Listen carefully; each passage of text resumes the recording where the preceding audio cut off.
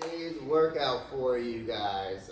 We're starting off with a ladder warm-up. So for those of you that are familiar or come to High Function Fitness, if you know the ladder warm-up or you know at least 5 or 6 different things in the ladder, you feel free to set that up and run through that. It's about 5 to 7 minutes is what we try to usually shoot for on that. Otherwise, you can hop on the bike, go for a run, hop on the rower, or even do some sort of your own mishmash of air squat, jump rope, something like that, just to get your heart rate up, mobilize your hips a little bit. Okay, so after about 5 to 7 minutes of that, we're going to hop into some mobility that we have today, and we're going to start off with a monkey squat. So if you'd like to use an upright like Emily's demonstrating here, which will allow you to keep your chest a little prouder, I would honestly probably opt to tell you to do that than kind of slump over on the floor. So we're looking for this nice proud chest position, which forces that nice little arch in her low back, and she's going to sit there for about a minute. Okay, if you can do it with no upright, you can do that. Hands in between your elbows, drive your hands in between your knees, drive your knees out with your elbows. Good luck with that.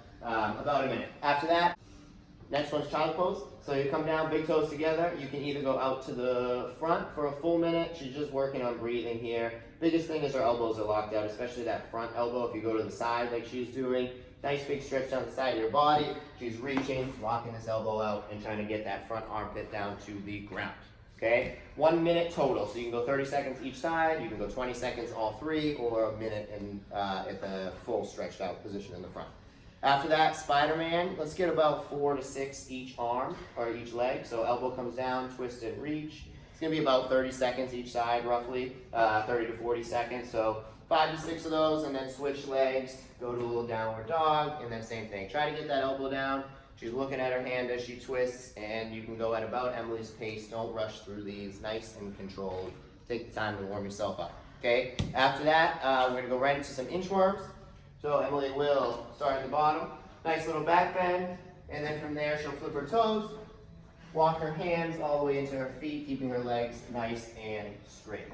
You'll get about 5 to 7 of those, another 30 seconds. If you are here on your own, or if it's not too busy in here, the last one we have is a little banded mobilization. We don't get to do this very much in class, so this is a nice one. Hand's gonna go in the band, we'll face the rack. So hand is gonna go in the band. You're gonna face the rack or the setup that you have. She just grabs the band, makes a fist. From here, we're gonna try to go thumb up to the sky, so she externally rotates her shoulder, and she's just gonna fold in half, kind of like a good morning or like a deadlift. Now, she's letting the band pull her arm this way. She's not creating tension by pulling on the band here or even through her trap. So you have to trust that this is not going to pull your shoulder out of its socket, right? Let it relax, let it go towards the rack. You can step the foot back, get a big stretch down the side of your body. If you're here and you're doing that, give me about a minute on each side. You can even go up to 2 minutes each side if you have the time, okay? So that's your last one for mobility. Make sure you hit both hands on the shoulder mobilization, okay? So we got a fun one today, team workout for the week, or team workout. I love this workout. It's a good one, some of my favorite movements. Before we go over the workout, we're gonna talk a little bit about how it works. So this is a team of 3 workout. One person works at a time. In the team of 3, the other 2 are resting, okay? When you're working, you want to try to pick modifications for these movements that's gonna allow you to move roughly at the same pace of your teammates, okay? It does not mean that it has to be the same weight or even the same movement, but it wouldn't make sense for one of you to do like heavy bench press while the other 2 are doing butterfly sit-ups, because they're going to be waiting a long time while you are doing bench press, right? So just try to pick things that are relatively about the same time or give you the same feeling from like a cardio standpoint, okay?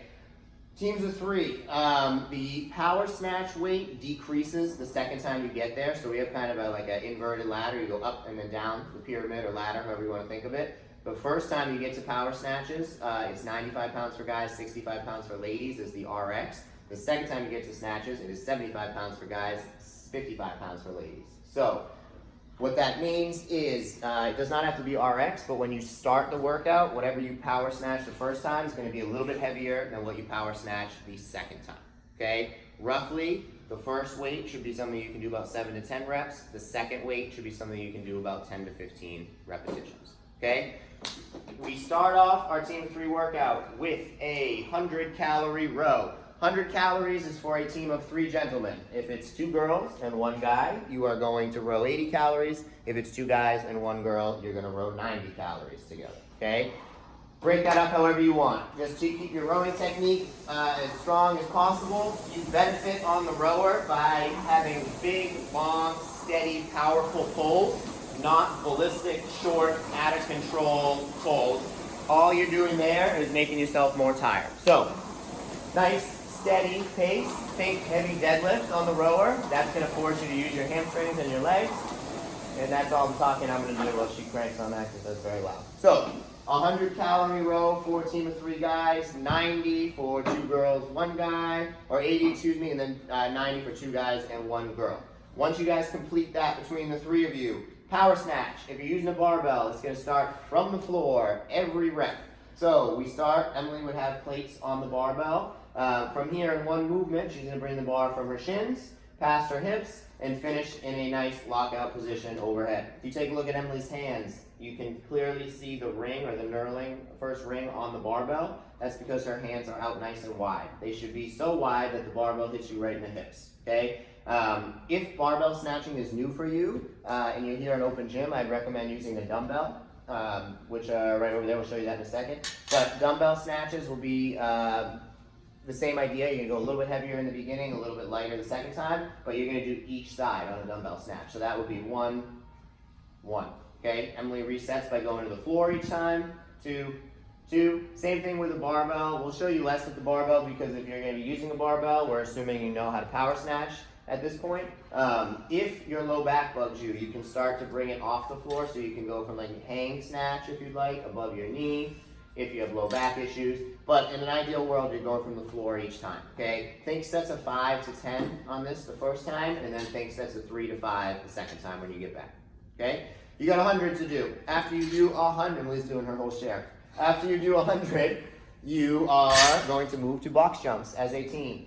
So these are box jump overs. You do not need to clear the box. You just have to get on top of it and then to the other side. You don't have to fully extend your hips. All I care about, or all we care about, is that you get from side to side. You can do the quick little hop, hop like Emily's doing, or even quicker than that, the little rebounders.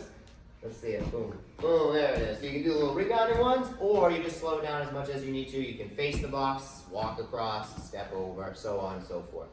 Same thing from a timing standpoint. Just think about your partners. If you're slow with box jumps and you're with 2 people that are really fast, let them do 20 each and you do 10 each, or 10 each time.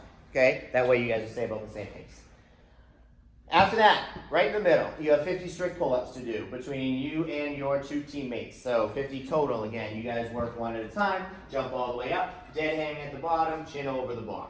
If you need a band to band the pull-up, you can do that. If you need TRX rows, horizontal pull-ups, whatever you need to set up, again, trying to pick a modification, nicely done, modification about the same as your other 2 teammates. 50 reps pull up between the 3 of you. Okay, the wider your feet are on those banded ones, the more doable. After that, you have reached the halfway point, and then we repeat. Okay, so the only thing that changes on the way back up is the power snatch weight goes to 75 pounds for guys, 55 pounds for ladies, so you lose 20 or 10 pounds depending on male or female. Okay, you're back on the box jumps for 100, you're back on the snatches, and back onto the row for a 100 calorie row at the end. Okay. If you happen to come in for open gym, there happens to be 40 people here, you are just going to stagger your groups by about 3 minutes. So for example, if Emily, I, and Lisa was here, which she's around the corner, the 3 of us would work together. We would go, once we finished, got to the 3-minute mark, we would probably be just about done with our row. The next team would jump on and follow suit, follow us. Okay, so you can stagger it if you have to, but that should pretty much cover today for you guys. Have fun, it's a good one.